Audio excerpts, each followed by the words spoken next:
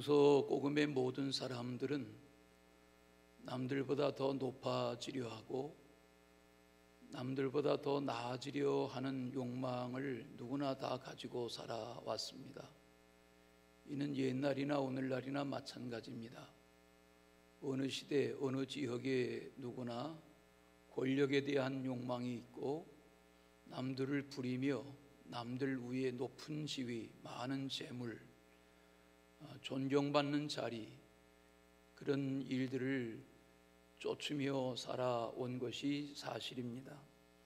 에덴 동산의 아담과 하와를 보십시오. 하나님이 부족함이 없는 완전한 창조의 혜택을 누리도록 하신 동산, 하나님이 직접 거니시는 동산이 에덴 동산이었습니다. 거기 한 가지를 금하셨지요. 선악을 알게 하는 나무의 열매, 그것 외에는 모든 것을 다 누리며 살 수 있도록 완전한 공급과 완전한 혜택의 땅이 에덴이었습니다. 그런 거기에서 하나님의 말씀을 어기고 뱀의 소리에 귀를 기울여 불순종함으로 인간에게 타락이 왔습니다. 예수님의 부르심을 받은 제자 중에 두 사람이었던 야고보와 요한, 저들의 모습 속에서 그러한 내용들을 발견하게 됩니다.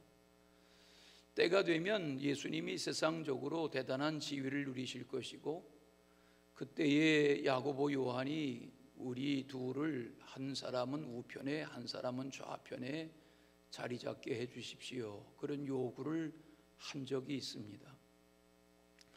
여기 이 내용은 예수님의 인기가 그러했습니다. 오늘날로 하면 여야를 막론하고 예수님의 지지율은 내려가질 않았습니다.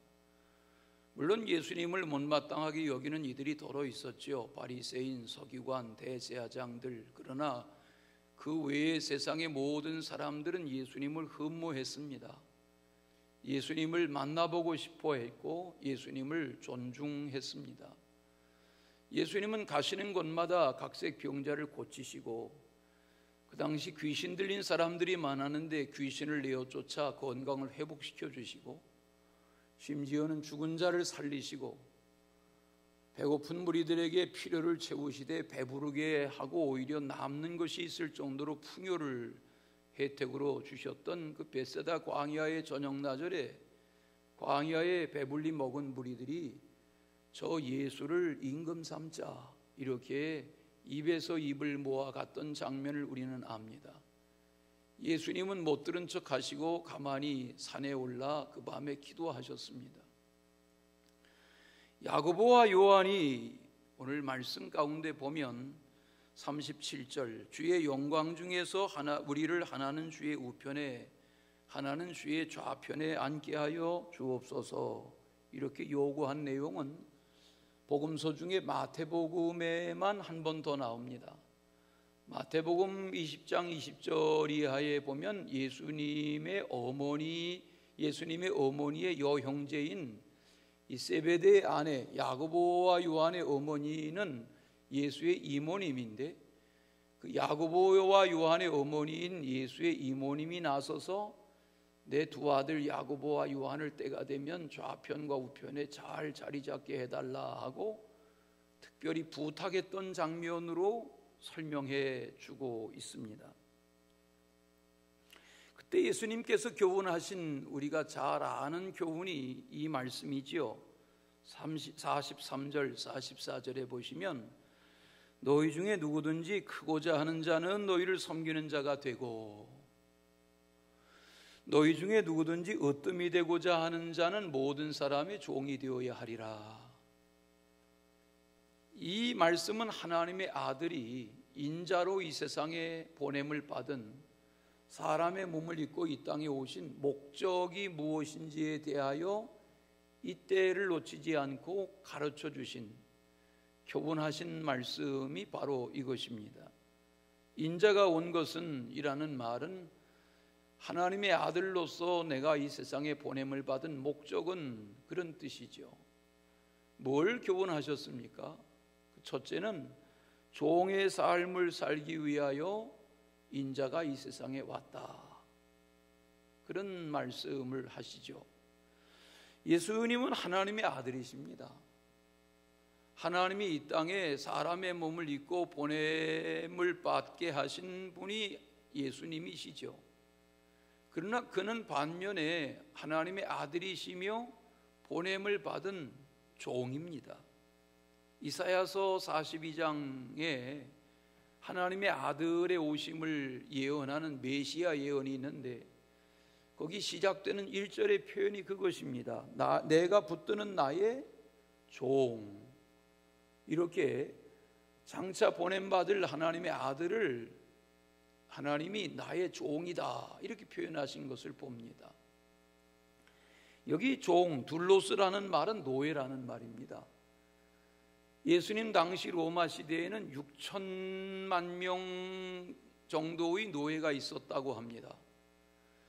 그 노예의 종류도 신분이 여러 가지였습니다. 주인의 가정의 살림살이를 총책임지고 하는 노예가 있었습니다.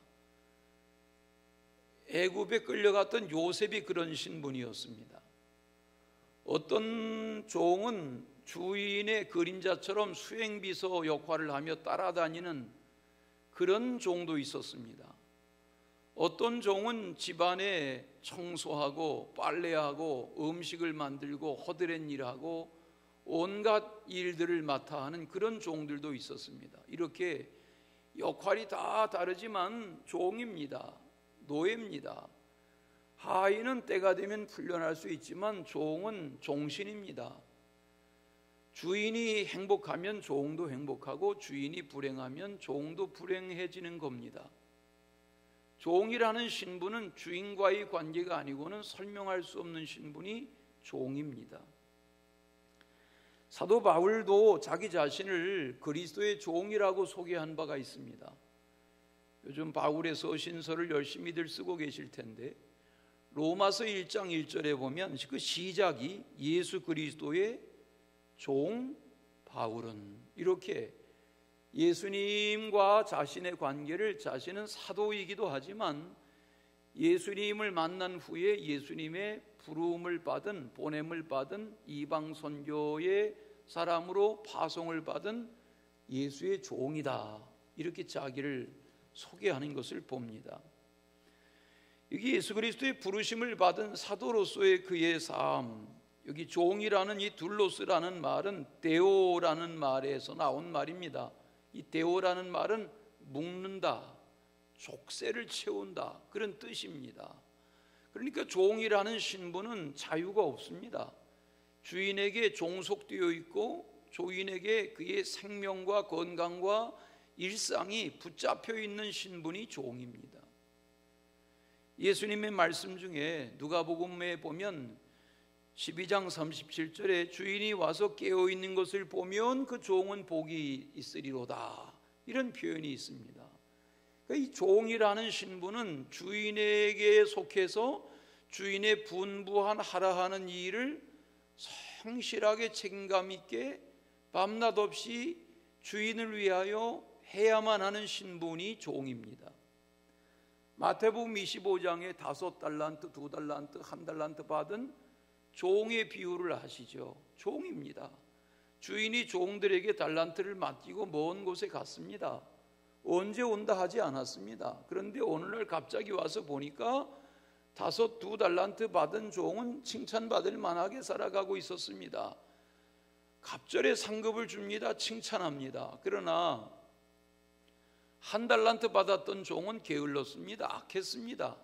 주인에게 받은 달란트, 그게 지금으로 말하면 몇십억입니다. 그런 가치 있는 재화를 땅속에 묻어두었습니다.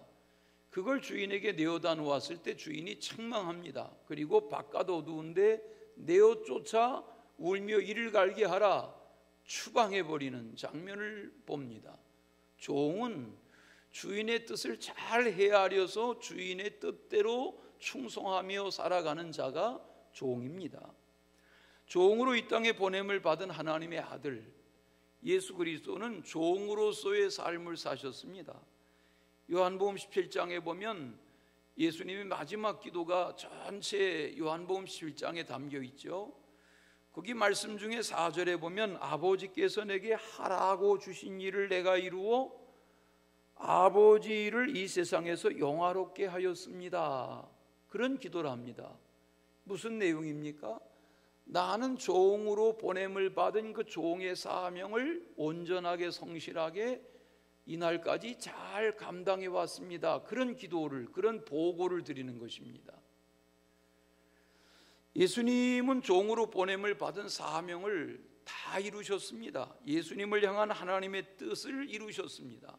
십자가를 지고 쓴 잔을 마다하지 않고 십자가를 버리고 도망가지 않고 희생 제물이 되어서 십자가에 죽임당하셨습니다. 이것이 종으로서 하라 하신 일을 온전히 다 이루는 순간이었습니다. 그 전날 밤이 새도록 겟세마네 동산에서 밤새 기도하셨습니다. 내용은 뭡니까? 하라고 하신 일, 지금도 하여야 하는 일, 이것이 나를 이 땅에 보내신 아버지의 뜻이라면 이 쓴 잔을 받겠습니다 하는 종의 기도입니다. 예수님이 야고보와 요한에게 오늘 38절에 보시면 내가 마시는 잔을 너희가 마실 수 있고 내가 받는 세례를 너희가 받을 수 있겠느냐 이렇게 질문하시죠. 이 말은 내가 고난을 받을 수 있겠느냐, 나는 십자가를 향하여 나가는데 이 고난을 너희가 함께 질 수 있겠느냐, 그런 책망입니다. 영광을 생각하는, 좌편과 우편의 영광스러운 자리를 추구하는, 요구하는 저들에게 예수님은 고난에 대하여 먼저 말씀하신 내용이 담겨 있습니다. 그리스도인이란, 우리 각 사람이 그리스도인이란 예수 그리스도의 종의 삶을 사는 것입니다. 예수님이 하나님 아버지의 종으로서의 삶을 사신 것처럼 성도된 우리는 그리스도의 종으로서의 삶을 사는 것입니다. 우리가 경력이 다르고 실력이 다르고 사회적인 신분이 다르고 경제력이 다르고 역량이 다르고 능력이 다르고 다 다르지만 그 자기에게 주어져 있는 다 각기 다른 역량, 경험, 지금 주어진 나의 삶의 어떤 지위, 경제력, 이 모든 것들이 주인의 마음을 헤아려 주인의 뜻을 성취해가는 사명자로서의 모습, 종으로서의 삶을 살아가야 하는 것입니다. 그런 은혜가 있으시기를 축원합니다. 두 번째는 섬기기 위하여 인자가 왔다 하고 말씀하세요. 예수님은 이 땅에 섬김을 받으러 오신 것이 아니라 섬기기 위해서 오신 분입니다. 예수님은 탄생의 순간부터 십자가에 죽으시기까지 섬기는 자로 오셨습니다. 사셨습니다. 예수님은 이 땅에 계신 동안에 제자들을 부르신 후에 그의 생애가 성경에 기록된 바대로 예수님은 날마다 그에게 찾아오는 수많은 사람들 속에 갇혀 지내셨습니다. 도시 안에 들어가시든 갈릴리 주변에 어느 마을에 가시든 예수님의 가시는 곳에는 무리가 찾아들었습니다. 이른 아침부터 인산인해를 이루었습니다. 그들 중에 대개는 환자들과 환자를 데리고 온 가족들이었습니다. 그 병자들을 치료하기 위해서 예수님은 잡수실 겨를도 없었습니다. 심지어는 고단에서 주무실 시간도 쫓겼습니다. 갈릴리 저편으로 가는 배에서 뱃고물을 베고 잠이 들어버리신 예수님의 모습은 얼마나 고단하셨으면 그 배 안에서 뱃고물을 베고 잠이 깊이 들어버리셨을까 하는 예수님의 고단한 일과를 묘사하는 장면인 것을 우리가 압니다. 예수님은 이처럼 수많은 병자들, 그의 가족들 주변에 예수님에게 찾아 나서는, 우리의 아이 좀 축복하는 안수를 해주세요 하고 나오는 그 아이들의 엄마 아빠 사이에서 예수님은 끝없이 일 속에 치여 고단한 삶을 사셨습니다. 그 모든 바탕은 예수님은 섬기는 삶을 사신 거죠. 의사 중에는 성형외과 의사로 강남의 목 좋은 곳에서 굉장한 인기를 누리는, 경제적인 부를 쌓아가는 그런 의사들도 있지만, 남들이 싫어하는 전공을 해서 중환자실에 드나들고 사고 환자를 수술하기 위해서 열대 시간씩 병실에서 수술하기 위해서 밤을 지새우는 그런 의사들도 있습니다. 수원 아주대학교의 이국종 교수, 우여곡절을 많이 겪은 신분이지만 그를 모르는 국민들이 거의 없지요. 수원 아주대학에는 외상의학과가 있고 경기도 이 중남부권의 급한 사고의 현장에 닥터 헬기, 의료 장비를 완전히 병실처럼 수술실처럼 꾸며놓은 닥터 헬기를 타고 한밤중에라도 사고의 현장, 그게 무슨 화재의 현장이든 어떤 사고의 현장이든 사고의 현장에 한밤중이라도 달려가서 날아가서 환자를 싣고 돌아오는 비행기 안에서 응급처치를 하고 밤을 새워가며 그를 수술하고 이런 일을 오래도록 했던 이국종 의사, 이국종 교수, 그는 우리에게 더 알려진 것은 2011년, 10년 전인 2011년 1월 달에 있었던 아덴만, 거기 소말리아 해적에게 어려움을 당해서 선장이 총격을 당한 그 중상을 입은 석혜균 선장을 구하기 위해서 날아갔던 이 일로 인해서 더 유명해진 인물이 이국종 교수입니다. 그 현장에 갔습니다. 또 그 나라의 그 지역에 있는 병원에서 응급처치를 했지만 그 지역의 의술을 가지고는 살릴 길이 없다. 그래 이 이국종 교수가 우리나라 외교부에 요구합니다. 우리나라로 급송하지 않으면 이 석혜균 선장 죽고 만다. 그런데 그를 실어 오려면 급한 에어 앰뷸런스 비행기가 있답니다. 의료 장비를 다 수술 준비를 한 그런 에어 앰뷸런스에 그를 실어서 한국으로 날아오려면 당시의 돈으로 40만 불, 4억 5천만 원 가까이 수송비만 들어야 하는 이 일을 우리나라 외교부가 결정하지 못할 때 내 재산을 다 털어서라도 에어 앰뷸런스를 대여할 테니까 데리고 가게 해달라.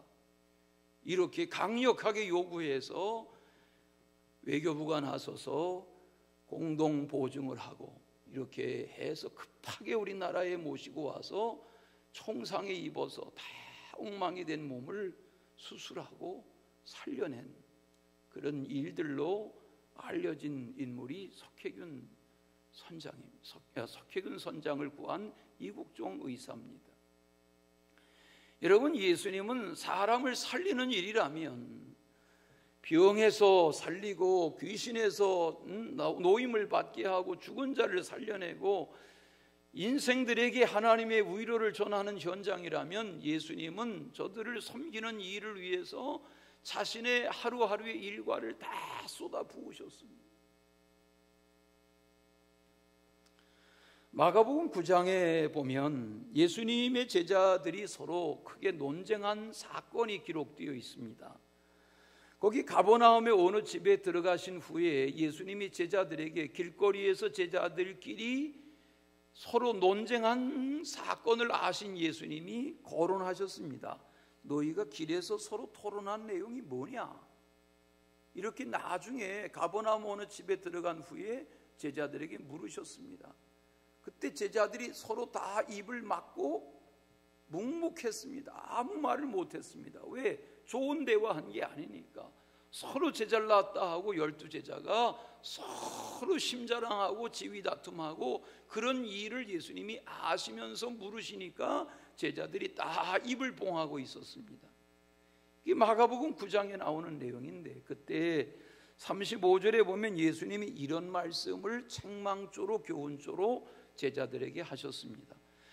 누구든지 첫째가 되고자 하면 무사람의 끝이 되고 무사람을 섬기는 자가 되어야 한다. 저는 저희 교회가 앞으로 세월이 지나면 어떤 교회의 모습으로 발전할지 모르지만 교회 구성원들이 오늘 묵상하는 이 말씀을 잘 삶으로 실천해가는 그런 성숙한 그리스도인들이 되시기를 축원합니다. 스코틀랜드 어느 가정에 벽에 걸려있는 표 중에 섬기기 위하여 구원받았다, 섬기기 위하여 구원받았다. Saved to serve. 섬기기 위하여 구원받았다. 그런 표를 가정의 액자로 담아서 걸어놓은 가정이 있었습니다. 그런 내용이 전해옵니다. 섬김을 모르는 사람은 구원받은 사람이 아닙니다. 우리가 구원받은 것은 누군가를 섬기기 위해서입니다. 우리가 병 고침을 받은 것, 우리가 재물의 복을 받은 것, 우리가 사회적인 어떤 지위를 얻은 것, 내게 다양한 삶의 경험을 얻게 하신 것, 이 모든 것들이 일일이 생각해 보면, 가만히 생각해 보면 그 은혜가 다 누군가를 섬기라고 주신 은혜들입니다. 어떤 사람이 인생은 테니스 경기와 같다. 서브를 잘하지 않고는 이길 수 없다. 그런 말을 했어요.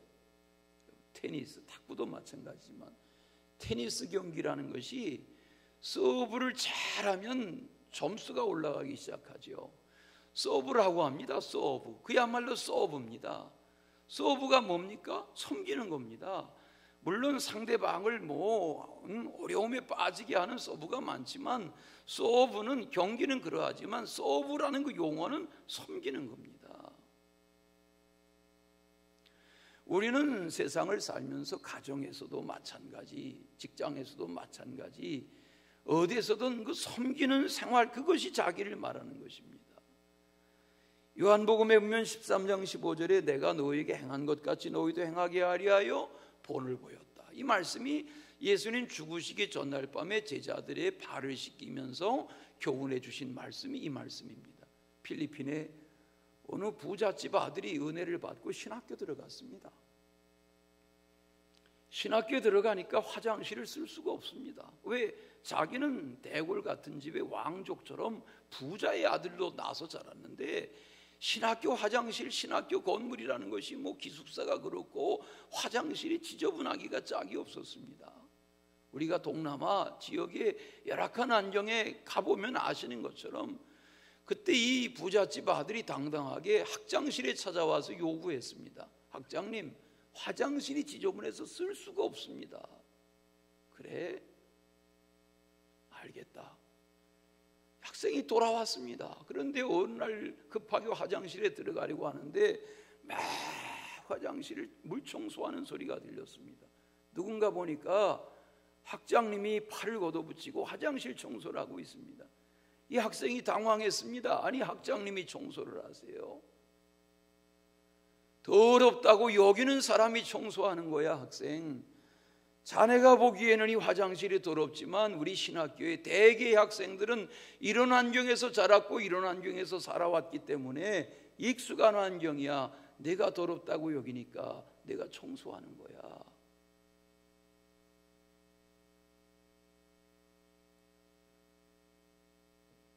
섬기는 것입니다. 세계 제2차 대전 때 미국의 많은 젊은이들이 전쟁에 끌려갔습니다. 짧은 훈련을 마치고 전쟁터로 끌려갑니다. 많은 병사들이 죽습니다. 처처에서 모병하고 저들을 실어 보냅니다. 워싱턴의 기차역에 낮 시간에 군사들을 모병해서 보내면 젊은이들이 몰려서 가는 거, 이게 시민들에게 위협이 되니까, 부담이 되니까 야밤중에, 밤중에 기차역에 군사들이, 젊은 병사 후보들이 다 모여들어서 야간 기차로 실어 나릅니다. 시민들 중에 그들에 대해서 안타까운 마음을 가진 시민들이 나서서 커피를 타주고 따뜻한 코코아를 타서 대접하고 이렇게 저들을 마지막 환송합니다. 왜? 살아 돌아올지 예측할 수 없는 전쟁입니다. 세계대전입니다.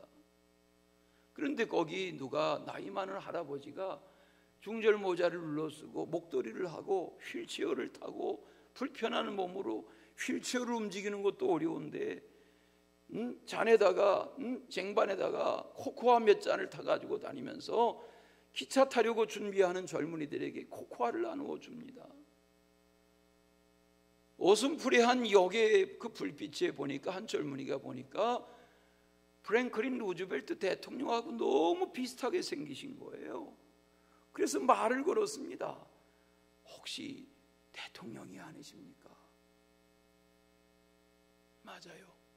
대통령이, 휠체어를 탄 루즈벨트 대통령이 밤마다 나서서 기차역에 나서가지고 전쟁터로 실려가는 야간 기차를 기다리는 젊은이들에게 따뜻한 코코 한 잔을 타주는 거예요. 이게 입소문이 나면서 미국 안에 워싱턴 주변에 젊은이들이 사기 충천했다는 것입니다.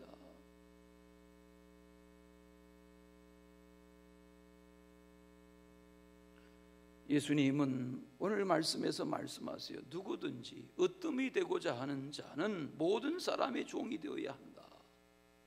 인자에 온 것은 모든 사람을, 많은 사람을 섬기려 온 것이다. 섬기는 것이다. 저는 여러분들이 가정에서, 세상에서, 직장에서, 사업의 터전에서, 교회에서 서로서로를 잘 섬겨가는 그런 우리가 되기를 소원합니다. 또 하나는 자기 목숨을 대속물로 주기 위하여 오셨다. 여기 대속물이라는 표현이 나오죠. 45절 대속물.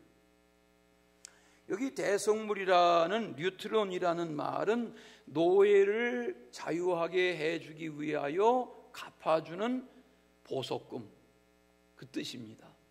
노예를 사서 그를 자유롭게 해주기 위해서 내어주는 돈, 그것이 대속물이라는 것입니다. 예수님이 대속물로 오셨다. 예수님이 십자가에 죽임당하신 것은 죄가 없으신데, 죄 없으신 하나님의 아들이 십자가에 죽임당하신 것은 대속하기 위한 것입니다. 우리를 죄에서 자유케 하시려는 대속물로 보냄을 받으시고 대속물로 죽으신 것입니다. 열방의 많은 백성들 중에서 인종이 다르고 피부색이 다르고 신분이 다르고 계급이 다르고 언어가 다르고 풍습이 다르고 이렇게 다 다른 문화권에서 다른 여건 속에 다른 피부색으로 살지만 주님은 이 땅의 그 모든 인생들 중에서 많은 이들이 예수 그리스도를 대속물로 믿고 영접하는 신앙으로 살아가는 것, 이걸 위해서 오신 것입니다. 물론 주님이 원하시지만 모든 인생들이 다 구원받는 게 아니죠. 믿음으로 주님을 대속물로 영접한 이들이 구원받는 거죠. 아내의 믿음으로 구원받는 남편이 있습니까? 없습니다. 남편의 믿음으로 아내를 구원시킬 수 있습니까? 없습니다. 자녀의 믿음으로 부모를 구원할 수도 없고 엄마 아빠의 믿음으로 자녀를 구원할 수도 없습니다. 물론 우리가 기도하죠. 그러나 자기 믿음으로 구원받는 것입니다. 예수 믿으세요. 우리 부인이 예수 열심히 믿습니다. 그게 자기하고 무슨 상관이 있습니까? 예수 믿으세요. 우리 돌아가신 어머니가 권사님이었습니다. 그게 나하고 무슨 상관이 있습니까? 믿음은 개인적인 것입니다.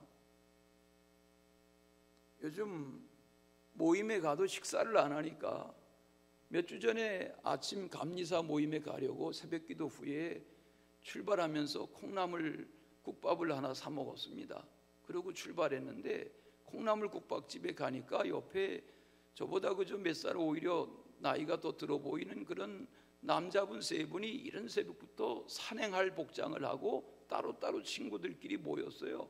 옆 테이블에 반갑게 인사를 하더니 그 세 분 중에 한 분이 메뉴를 주문하기도 전에 그 기분 좋아지는 거 가져오세요, 이렇게 말하더라고요. 그게 무슨 말인가 하고 바라보니까 거기 호를 섬기는 분이 알았다는 듯이 가더니 냉장고를 열고 처음처럼 한 병을 갖다가 주는 거예요. 그래서 이른 새벽부터 소주를 마시는 게 기분 좋아지는 거구나. 예? 아예 주문을 소주 한 병 주세요, 그게 아니라 기분 좋아지는 거 주세요 이러니까 알아듣고 갖다 바치는 거예요. 저는 그 옆에 식탁에서 혼자 아침 콩나물 해장국을 먹으면서 생각했습니다. 세상 사람들은 하루에 기분 좋아지는 걸 위해서 이른 새벽부터 소주를 마셔야 되는구나. 우리가 복음의 가치를 아는 것은 영원한 행복, 영원한 기쁨, 영원한 즐거움, 영원한 만족, 비교할 수 없는 그 영원한 섬기는 자의 만족과 자신의 몸을 다 대속물로 주시면서까지도 하나님의 아들로서의 부활 승천의 영광을 상급으로 누리는 그리스도 안에서의 이 의미 있는 삶의 초청이 우리에게 주어진 선물인 것 생각하면 오늘 이 이른 아침 예배하는 여러분 속에 대속물로 오셨다 하는 이 주님의 말씀이 영접되는, 받아들여지는 그런 은혜가 있으시기를 축원합니다. 예수님이 나와 나의 죄를 위해서, 나의 사망 권세를 해결하기 위해서 이 땅에 대속물로 오셨다 하는 것은 깨닫고 보면 이 세상의 어느 것과 비교할 수 없는 선물 중에 가치 있는 선물입니다. 요한복음 10장을 읽다 보면 예수님이 자기를 소개하세요. 나는 선한 목자라, 선한 목자는 양들을 위하여 목숨을 버린다.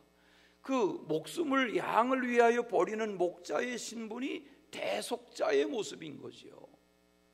우리 주님은 나를 위하여 대속하신 주님, 그 은혜가 깨달아지는 은혜가 있으시기를 축원합니다. 네덜란드에 한 아이가 어린 시절 명석하게 자라났습니다. 천재적으로 컸습니다.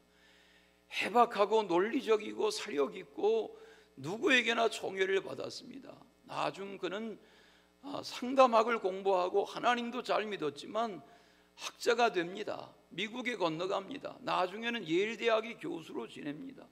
그의 소문을 들은 하버드 대학교가 그를 교수로 청빙합니다. 그는 가르치는 과목이 그리스도인의 영성에 대하여 상담, 심리, 사회학, 대인관계, 그가 가르치는 과목들마다 다 인기 과목이었습니다. 그를 기업에서 초청해서 기업의 간부들이 그의 강연을 들으려는 일이 주문이 쇄도했습니다. 이런 그가 어느 날 갑자기 폭탄 선언합니다. 나는 이 교수직을 내려놓고 캐나다로 떠납니다. 캐나다에 거기 지체장애 정신박약아들이 모여 사는 시설 데이브레이크에 들어가서 나의 남은 여생을 보낼 것입니다. 50대 초반에 그렇게 말하고 들어간 그를 기자들이 찾아다닙니다. 아니 30여 권의 책을 쓰고 입을 열고 글을 쓰면 인기 명강사요, 누구나 다 만나보고 대화하고 싶고 강의를 듣고 싶어하는 그런 저명한 학자가 어떻게 이렇게 와서 음식을 떠먹여줘야 하고 대소변을 갈아줘야 하고 목욕을 시켜줘야 하고 하는 그런 아이들 사이에서 일일이 다 떠먹여주고 몸을 씻겨주고 대소변을 갈아주고 이러면서 사는 그 생활을 자원해서 하는 그 생활에 자기를 매여 사는 모습을 보고, 아니 교수님 꼭 이렇게 사셔야 됩니까? 그때 그가 하는 말이, 내가 대학의 강단에서 가르칠 때에는 예수님에 대해서 가르쳤지만 나는 이곳에서 생활하는 하루하루 날마다 순간마다 나는 주님을 만난다. 나는 이 현장에서 주님을 만나며 살아가고 있다. 그렇게 이야기하던 인물이 세상에 알려진, 세상을 떠난 64년, 길게 살지 않았죠. 64세를 살고 세상을 떠난 헨리 나우엔 박사입니다. 저의 많은 책들이 우리나라 서점가에 꽂혀 있습니다. 그 책 중에 유명하게 알려진 책이 상처 입은 치유자, Wounded Healer, 상처 입은 치유자라는 책입니다. 우리 모두는 다 그리스도 안에서 받은 상처, 그걸 가지고 오히려 누군가를 돌보고 섬기고 싸매고 오늘 주님의 마음을 가지고 사는 것이 성도다운 성도의 모습인 줄로 믿습니다. 깊어가는 가을 성숙한 그리스도인으로 살아가는 은혜가 있으시기를 축원합니다.